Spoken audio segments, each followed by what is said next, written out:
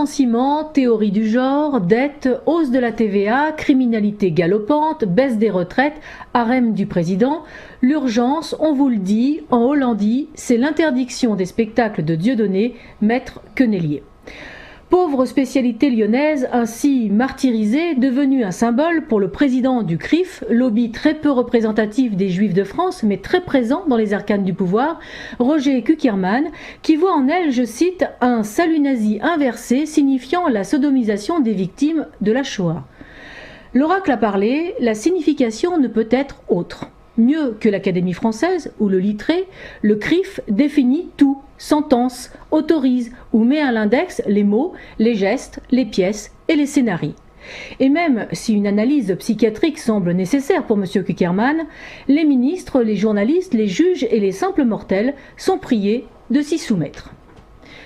La meute est lancée car depuis qu'elle existe, la quenelle a été pratiquée par bon nombre de comédiens, sportifs, chanteurs ou même présentateurs de télévision, puisque chacun n'y voyait qu'un bras d'honneur à la bien-pensance ou au politiquement correct.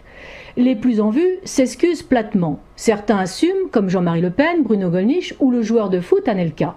Quant aux petits, les sans-grades, les anonymes, ils se font massacrer, fichés sur des sites que la Gestapo n'aurait pas reniés, donnant leur nom, adresse et employeur afin qu'ils perdent leur emploi.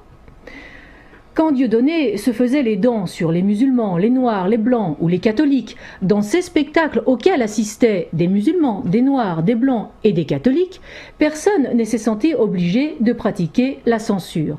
D'ailleurs, il continue de le faire. Personne n'est obligé à se rendre dans les spectacles du Dieudonné. Personne n'est obligé de rire à ses blagues sur les chaînes du service public puisqu'il y est interdit d'antenne. Il ne doit d'ailleurs pas toucher beaucoup de subventions publiques.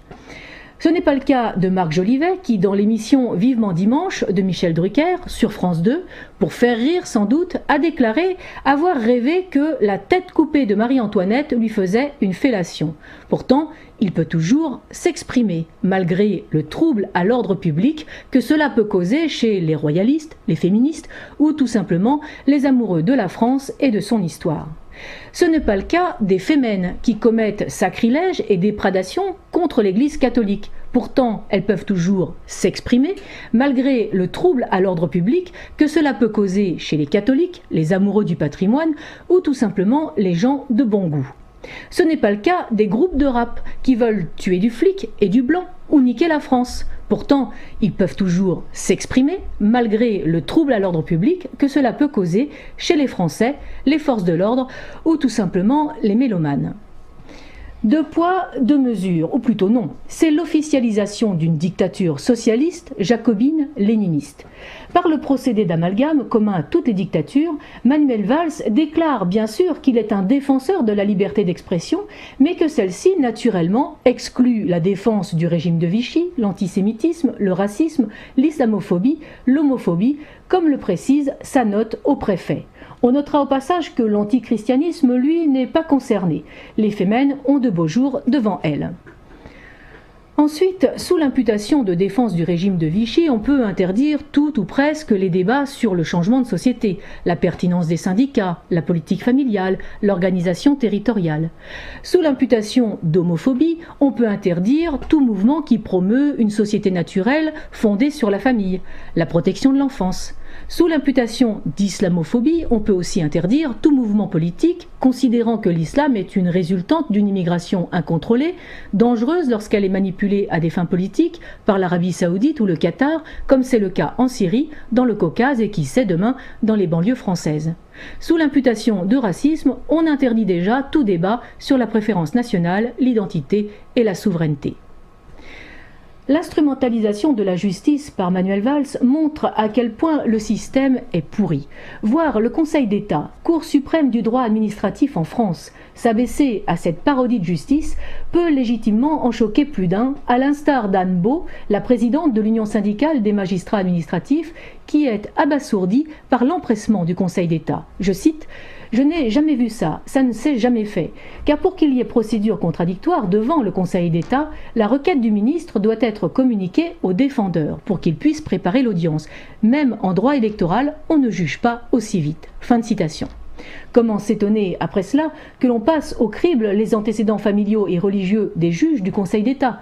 Comment s'étonner après qu'un bon nombre de Français juifs commencent à se faire entendre pour que l'on cesse de parler et de condamner en leur nom, car ils sentent bien qu'obliger tout le monde à prendre parti pour ou contre la quenelle de Dieudonné risque fort de se retourner contre eux, qui n'ont rien demandé, et pour le coup de créer un véritable antisémitisme. On va donc arriver au paradoxe complètement délirant, où dans les textes, en hollandie, le salut nazi n'est pas condamnable, mais une quenelle, oui. Liberté d'opinion et liberté d'expression sont inscrites dans la Déclaration universelle des droits de l'homme. Tout individu a droit à la liberté d'opinion et d'expression, ce qui implique le droit à ne pas être inquiété pour ses opinions et celui de chercher, de recevoir et de répandre, sans considération de frontières, les informations et les idées par quelque moyen d'expression que ce soit. Voilà pour le contenu. Pour la forme, les seuls troubles à l'ordre public ont été incités par un garde-frontière israélien, Arno Klarsfeld, qui a appelé à la violence contre les spectacles de Dieudonné. Il n'a pas été inquiété. Pourtant, des expéditions punitives ont été menées, à Lyon par exemple, par de jeunes juifs contre des fans de Dieudonné, avec une telle violence qu'ils n'ont pas pu échapper à une mise en examen. Quand les spectateurs de Dieudonné ont dû faire face à l'interdiction des spectacles alors qu'ils étaient devant les salles, ils se sont dispersés dans le calme. S'il fallait faire taire toutes les personnes qui risquent de porter atteinte à la cohésion sociale, on pourrait peut-être commencer par le gouvernement et laisser les humoristes, même s'ils sont provocateurs et ne font pas toujours rire, pour nous maintenir en état d'éveil. Comme pour le mariage gay, un lobby ultra-minoritaire au sein même de la communauté qu'il prétend représenter a réussi à imposer ses volontés à un gouvernement de soumis. Les communautés juives, chrétiennes et musulmanes peuvent très bien vivre ensemble dans la paix et l'harmonie, comme à Kazan, en Russie, pour peu que les lobbies au service d'autres États, comme Israël, le Qatar ou l'Arabie saoudite, n'instrumentalisent pas les confessions au prix de la cohésion nationale, au prix du contrat de démocratie. Un grand écrivain français écrit à propos de ce contrat de démocratie, au moment de la guerre d'Espagne, que chaque bulletin de vote représente un fusil dont la minorité renonce à se servir en échange de l'engagement solennel que ses droits seront respectés. Le délit de justice, l'illégalité et l'arbitraire sont des cas de rupture du contrat. Je vous laisse alors imaginer ce qui se passe tôt ou tard lorsque c'est la majorité qui voit ses droits bafoués par une minorité n'ayant que ses propres intérêts, religieux ou sexuels, à imposer.